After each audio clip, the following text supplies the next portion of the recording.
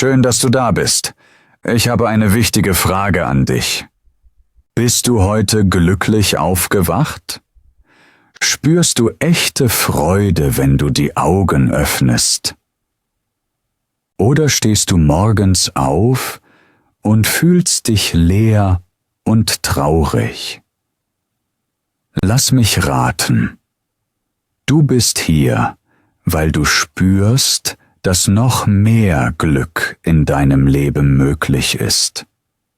Viele Menschen sehnen sich nach mehr Freude, Mut und innerer Ruhe. Es ist kein Zufall, dass du hier bist. Dieses Video begleitet dich dabei, neue Kraft zu finden und dein Leben leichter zu machen. Hier bekommst du nicht leere Worte, sondern einen klaren Weg zu deinem persönlichen Glück.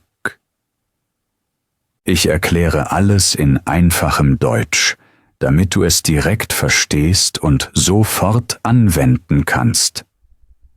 So wächst du doppelt.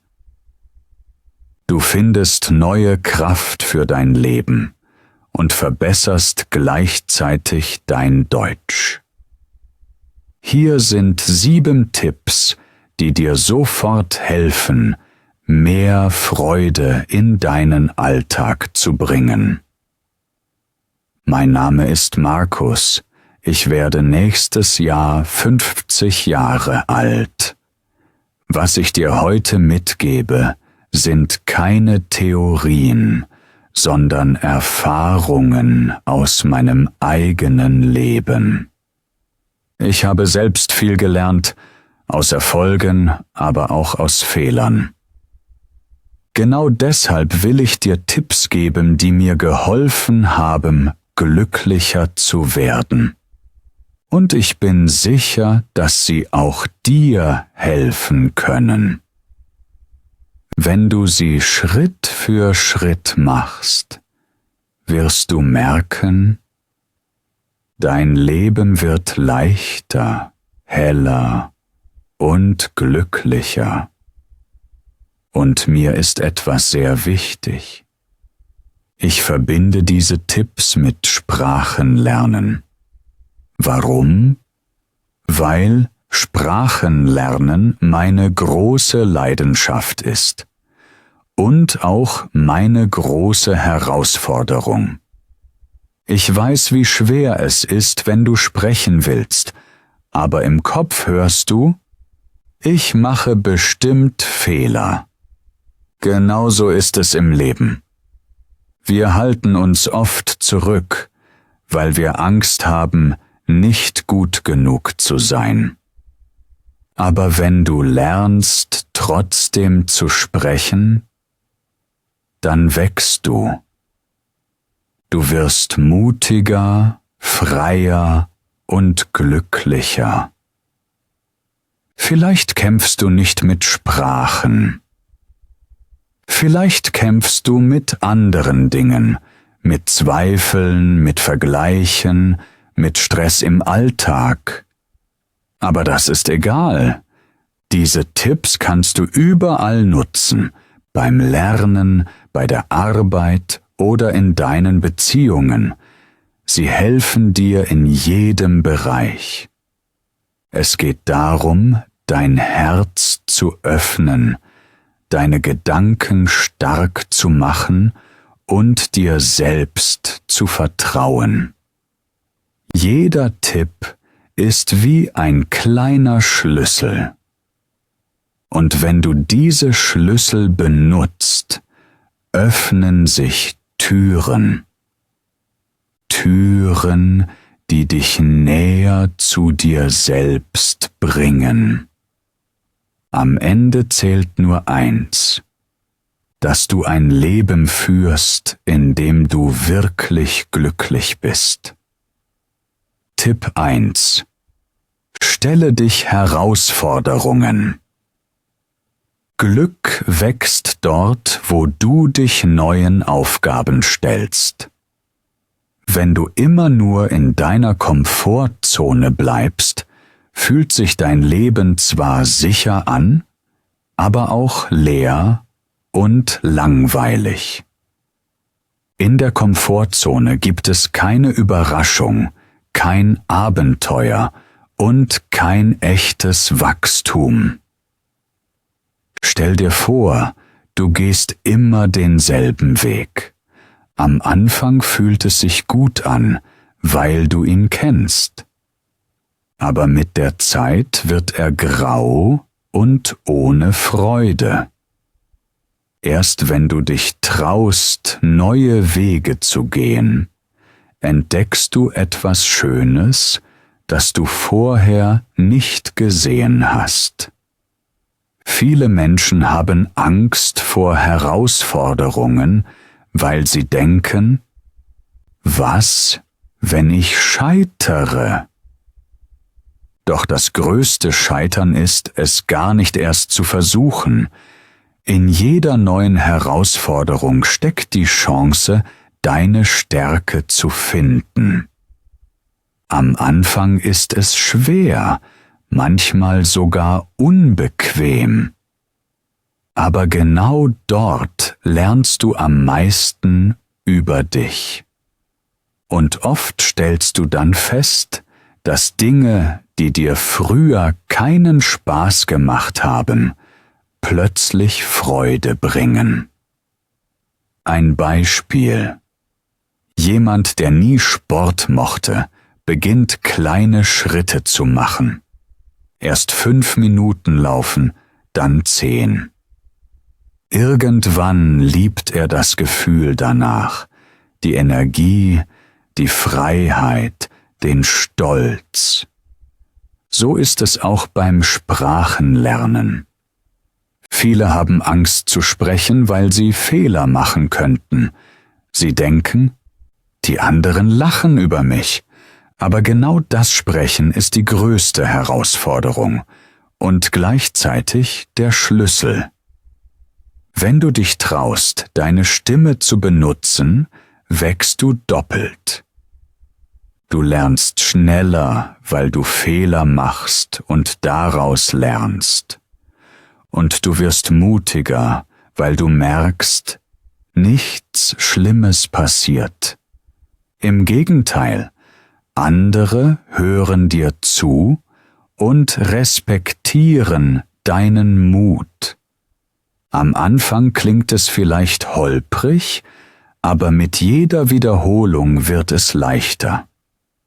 Und irgendwann kommt der Moment, in dem du überrascht bist, wie flüssig du sprechen kannst.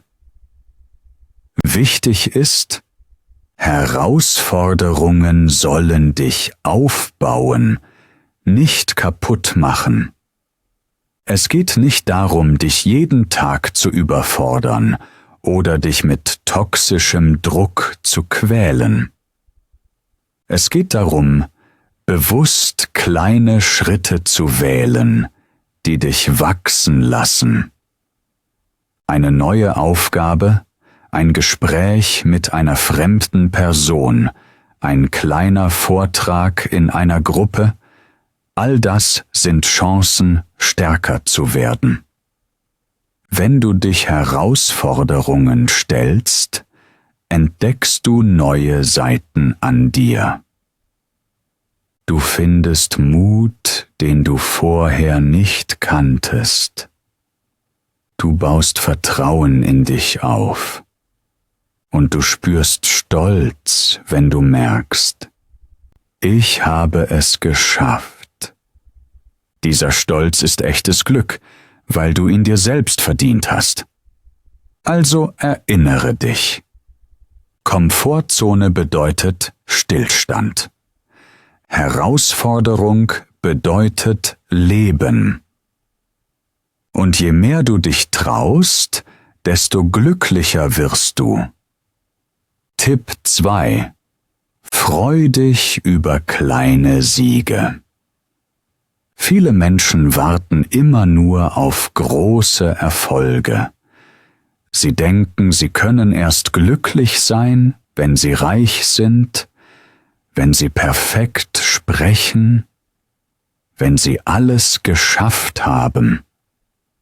Aber das ist ein Irrtum, denn wenn du so denkst, wartest du ewig und dein Glück bleibt immer in der Zukunft. In Wahrheit liegt das Glück in den kleinen Schritten, die du jeden Tag machst. Ein kleiner Sieg kann sein, dass du heute früh aufgestanden bist, obwohl du müde warst. Oder dass du eine Aufgabe erledigt hast, die du lange aufgeschoben hast. Vielleicht hast du dir 5 Minuten Zeit für Ruhe genommen oder jemanden freundlich behandelt, obwohl du selbst gestresst warst. Solche Dinge scheinen klein, aber sie sind Bausteine für ein starkes Leben.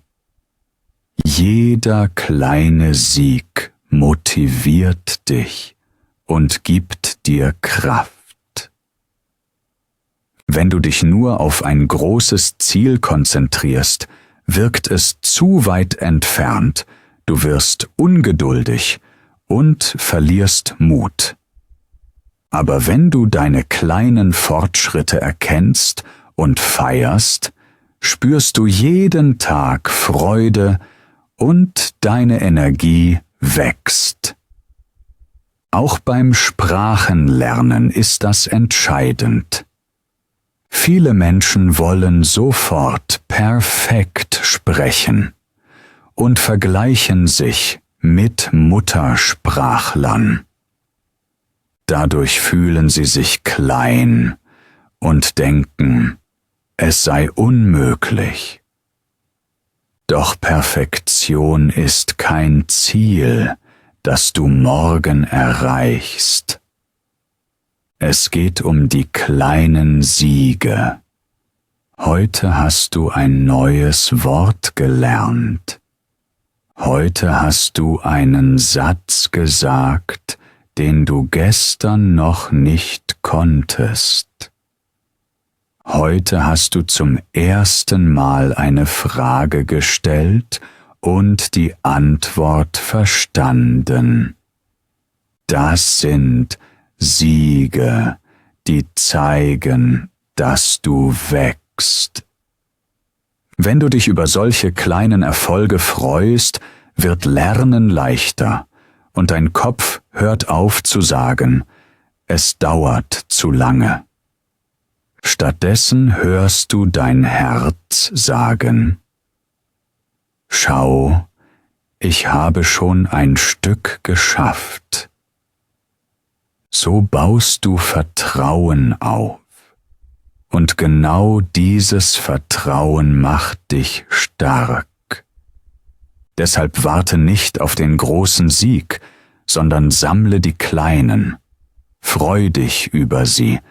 Sage dir selbst, jeder Schritt ist ein Erfolg. Denn das Glück liegt nicht nur am Ziel, sondern auf dem Weg dorthin. Tipp 3: Mach weniger, aber mit Herz. Viele Menschen denken, sie müssen immer mehr machen, um glücklich oder erfolgreich zu sein. Mehr Arbeit, mehr Projekte, mehr To-Do-Listen. Doch die Wahrheit ist, oft macht uns nicht das Wenige unglücklich, sondern das zu viel. Wir stopfen unseren Tag mit so vielen Dingen voll, dass wir am Ende erschöpft sind und nichts davon wirklich genießen können.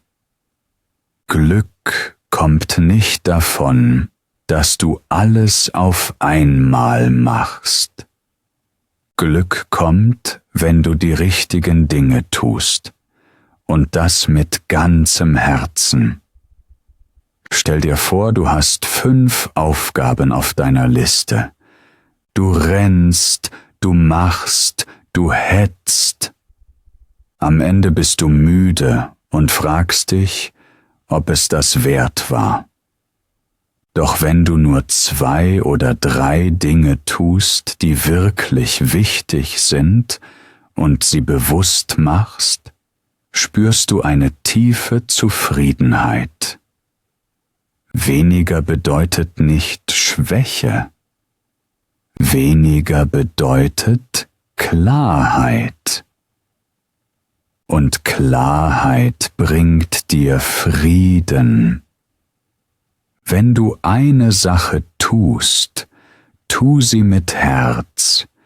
Iss dein Essen nicht, während du gleichzeitig am Handy bist.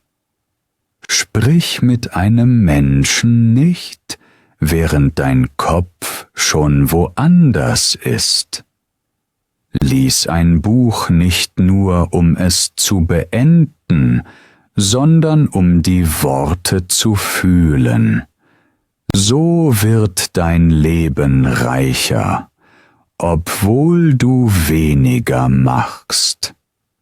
Beim Sprachenlernen ist es genauso. Viele Lernende glauben, sie müssen jeden Tag stundenlang üben, Listen von 100 Vokabeln lernen und jede Grammatikregel sofort verstehen. Aber das ist wie zu viel Essen auf einmal. Dein Kopf wird voll, doch du kannst es nicht verdauen. Stattdessen wähle weniger und mach es mit Herz. Lerne 3 neue Vokabeln, aber wähle Wörter, die dir wichtig sind. Vielleicht das Wort Danke, weil du es im Alltag oft brauchst. Vielleicht das Wort Mut, weil es dein Herz bewegt. Sprich diese Wörter nicht nur einmal, sondern benutze sie bewusst. Sag Danke in einem Geschäft, schreib Mut in ein kleines Heft, denk darüber nach, was es für dich bedeutet. Auf diese Weise gehören die Wörter nicht nur deinem Kopf, sondern auch deinem Herzen. Oder nimm einen Satz, den du wirklich fühlen kannst. Zum Beispiel, ich schaffe das. Wiederhole ihn, sprich ihn laut, sage ihn dir im Spiegel. So wird aus einer Vokabel ein Stück deiner Identität. Du merkst plötzlich, dass du nicht nur Wörter lernst, sondern ein neues Leben baust, Satz für Satz.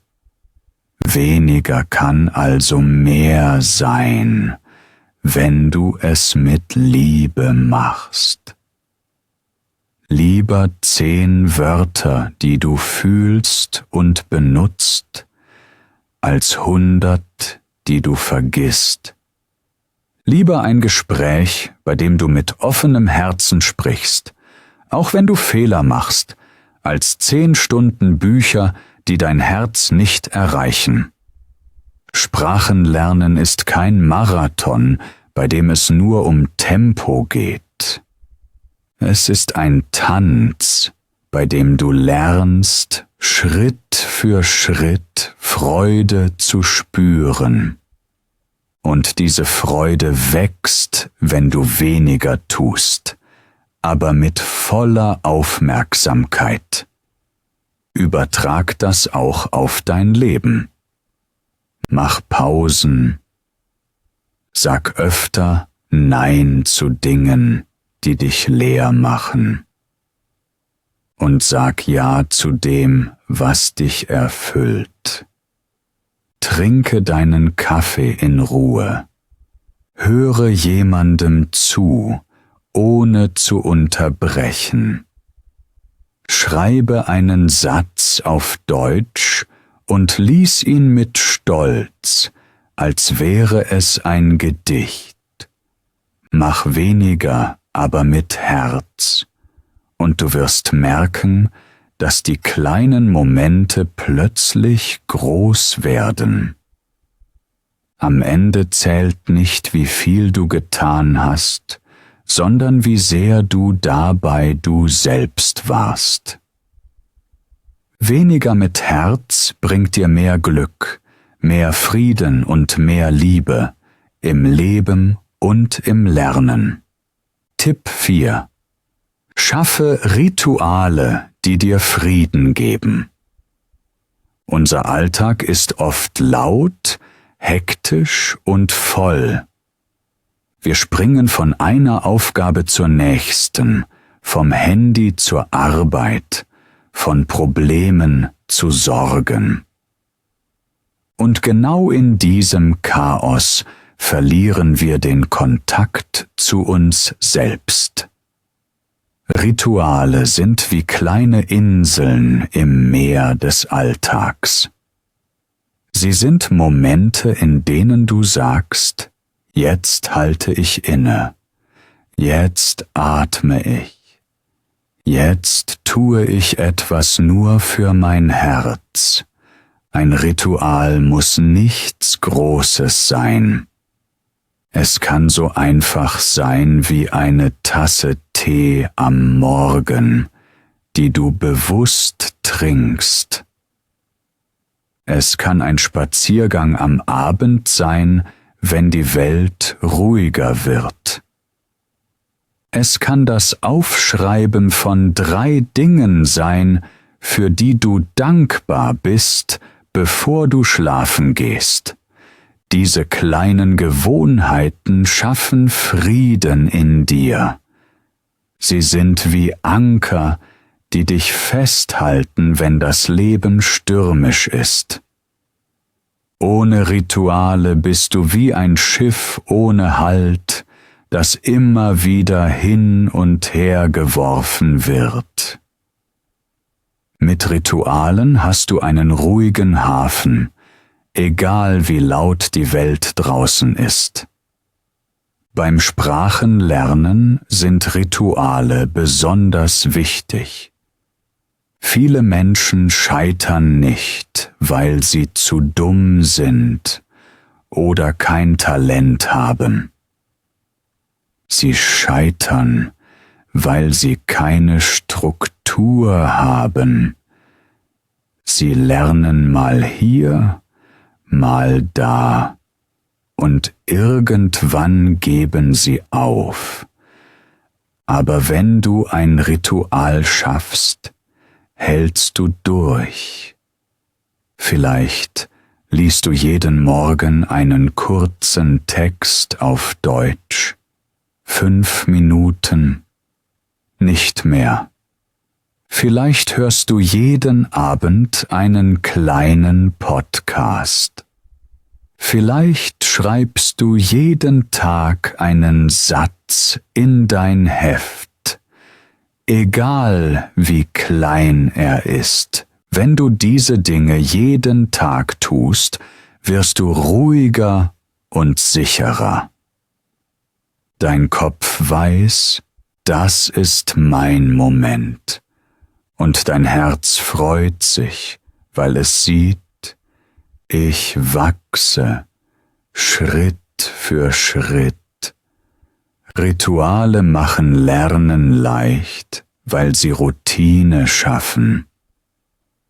Du musst nicht mehr nachdenken. Soll ich heute lernen? Du machst es einfach, wie Zähneputzen. Und genau dann beginnen Wunder. Dein Deutsch wird besser, nicht in einem Tag, sondern in vielen kleinen Schritten. Doch jeder Schritt wird fester, weil er von einem Ritual getragen wird. Stell dir vor, du sagst dir jeden Abend einen Satz auf Deutsch, zum Beispiel: Morgen wird ein guter Tag. Nach einer Woche fühlt sich dieser Satz vertraut an. Nach einem Monat ist er Teil von dir. Nach einem Jahr hast du nicht nur dein Deutsch verbessert, sondern auch dein Herz gestärkt? Rituale geben dir Frieden, weil sie Beständigkeit schaffen. In einer Welt, die sich ständig ändert, geben sie dir Halt. Deshalb schaffe dir deine kleinen Rituale. Sie müssen nicht perfekt sein. Sie müssen dir nur gut tun. Vielleicht meditierst du morgens eine Minute. Vielleicht schreibst du dir eine positive Botschaft auf einen Zettel. Vielleicht übst du ein neues Wort und benutzt es am selben Tag. Mach es zu deiner Gewohnheit. Dein Kopf wird klarer, dein Herz ruhiger und dein Leben leichter. Am Ende sind es nicht die großen Dinge, die uns Frieden schenken, sondern die kleinen Handlungen, die wir treu wiederholen. Rituale sind stille Schlüssel zum Glück. Schaffe sie, pflege sie, und sie werden dich stark machen, im Leben und im Lernen. Tipp 5. Erlaube dir Pausen ohne Schuldgefühle.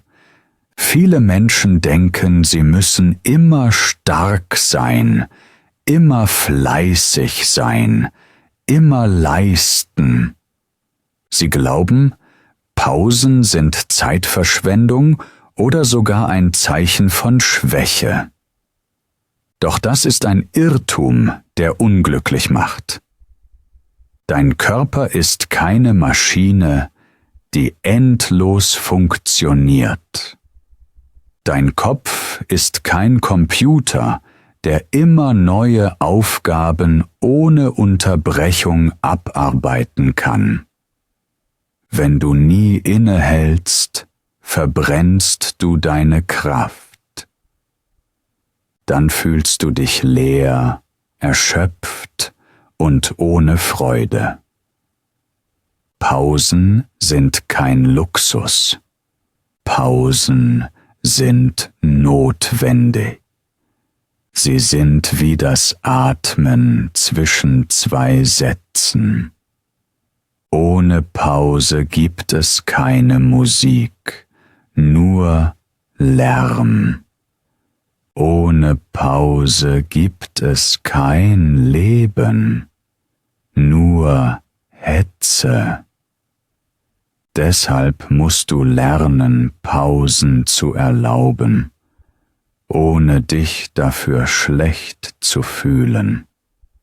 Viele Menschen machen zwar eine Pause, aber ihr Herz bleibt unruhig. Sie sitzen auf dem Sofa, aber ihr Kopf schreit: Du solltest arbeiten, du bist faul, andere sind fleißiger. Doch diese Gedanken nehmen dir die Kraft, die du eigentlich zurückholen wolltest. Eine echte Pause ist frei von Schuld. Sie ist ein Geschenk an dich. Sie ist ein Zeichen von Selbstliebe. Beim Sprachenlernen ist das besonders wichtig. Vielleicht lernst du Vokabeln, hörst Podcasts oder sprichst mit anderen. Und irgendwann merkst du, dein Kopf ist voll. Die Wörter springen hin und her, aber nichts bleibt hängen.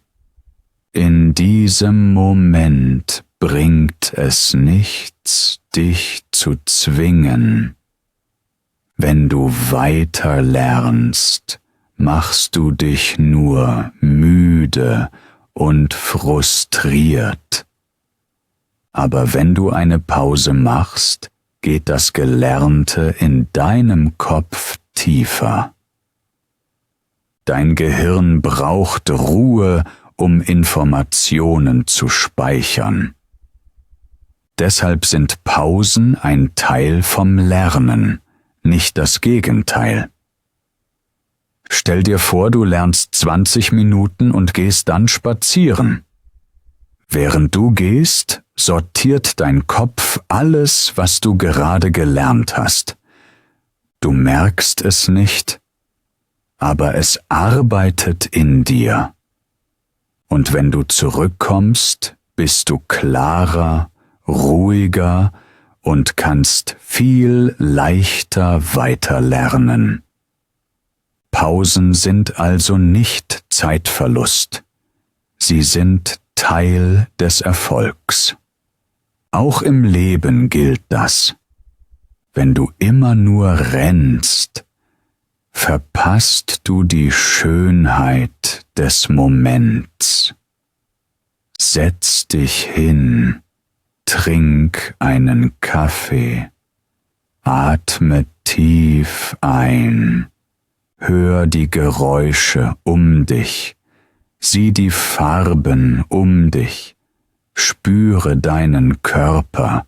Das ist kein Nichtstun, das ist Kraft sammeln. Und mit dieser Kraft gehst du stärker zurück an deine Aufgaben. Also erinnere dich.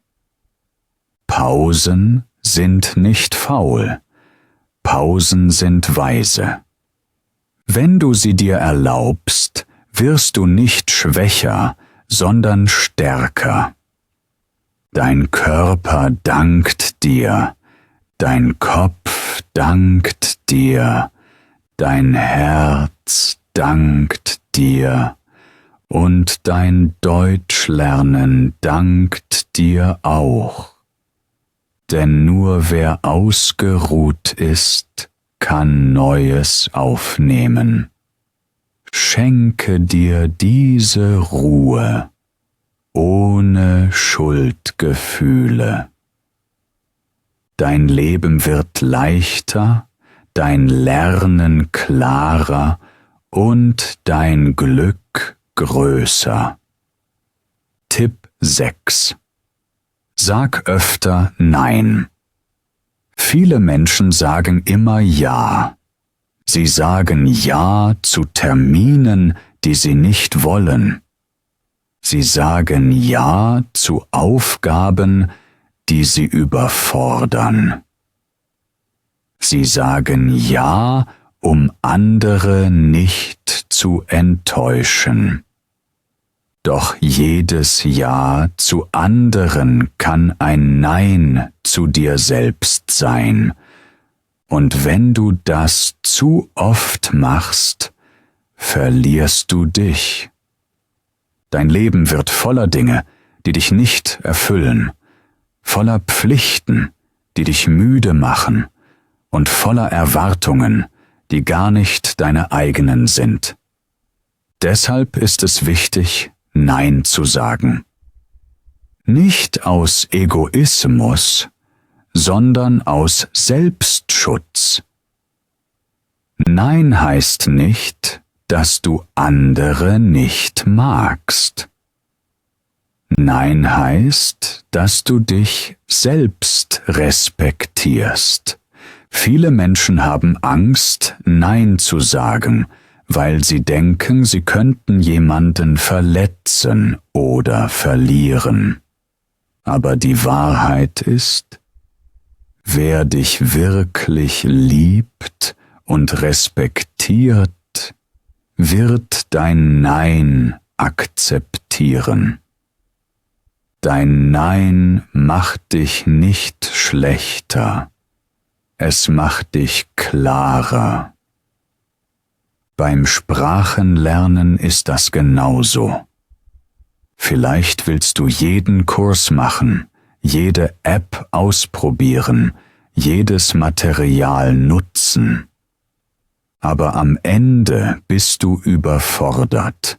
Es ist besser, Nein zu sagen zu 1000 Möglichkeiten und Ja zu sagen zu einer klaren, einfachen Methode.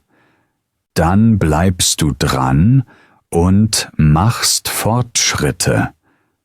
Oder stell dir vor, jemand lacht, wenn du Fehler machst.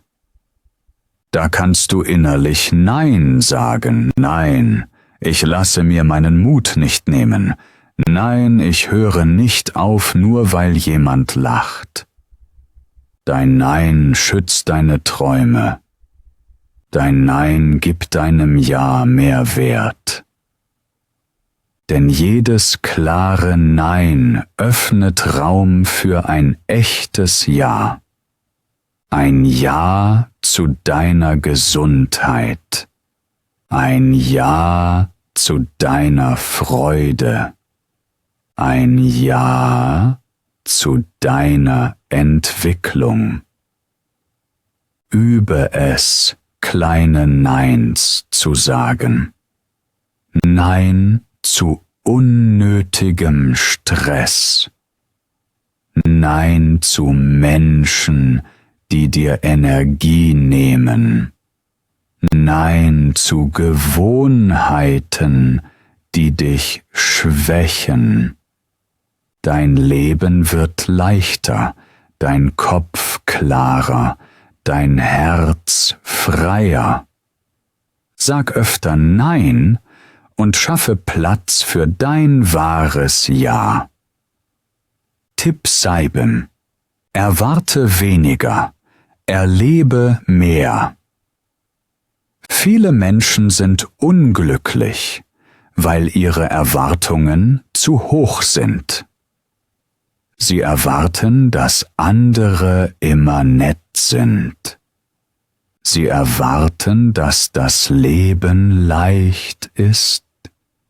Sie erwarten, dass Erfolg sofort kommt.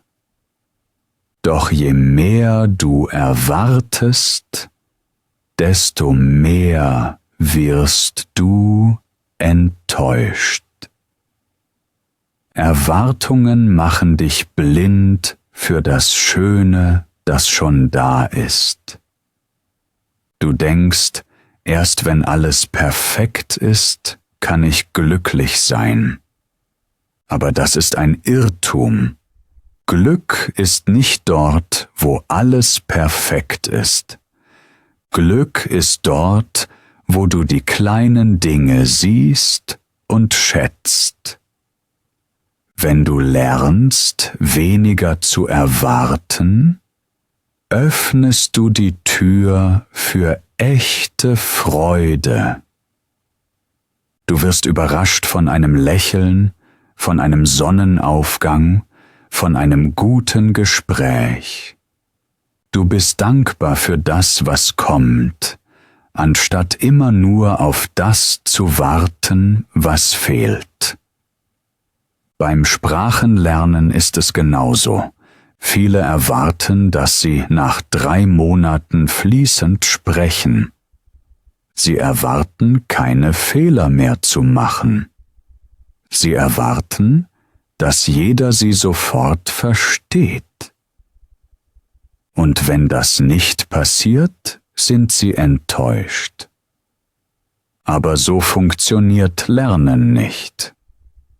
Wenn du deine Erwartungen kleiner machst, spürst du mehr Freude. Freu dich über jedes neue Wort, das du verstehst. Freu dich über jedes Gespräch, auch wenn es kurz und voller Fehler ist.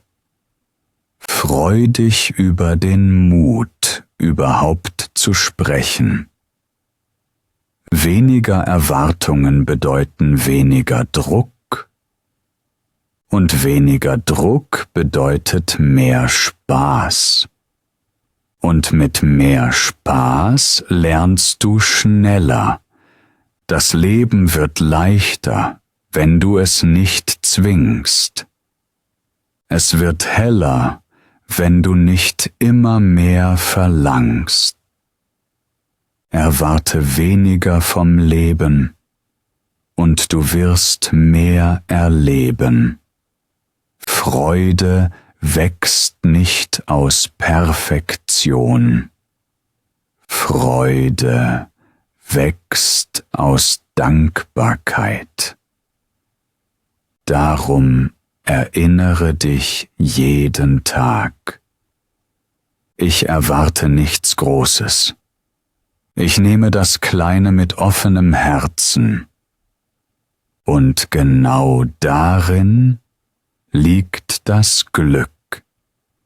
Danke, dass du dir die Zeit genommen hast, dieses Video bis zum Ende anzuschauen. Es zeigt, dass du wirklich etwas verändern willst. Und das ist schon der wichtigste Schritt. Die Tipps, die du gehört hast, sind einfach, aber stark. Wenn du sie nach und nach umsetzt, wirst du merken, dass dein Leben leichter, klarer und glücklicher wird. Vielleicht kämpfst du beim Sprachenlernen mit Zweifeln oder Angst vor Fehlern. Vielleicht sind es andere Dinge in deinem Alltag. Aber egal was es ist, du bist nicht allein. Jeder kleine Schritt zählt. Jeder Versuch bringt dich weiter. Du musst nicht perfekt sein. Du musst nur anfangen. Ich freue mich sehr, dass du hier auf meinem Kanal bist.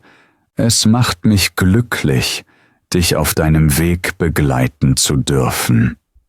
Wenn du noch mehr Tipps für ein erfülltes Leben und für einfaches Deutsch lernen möchtest, schau dir gerne auch meine anderen Videos an. Dort findest du viele kleine Schlüssel für dein persönliches Wachstum.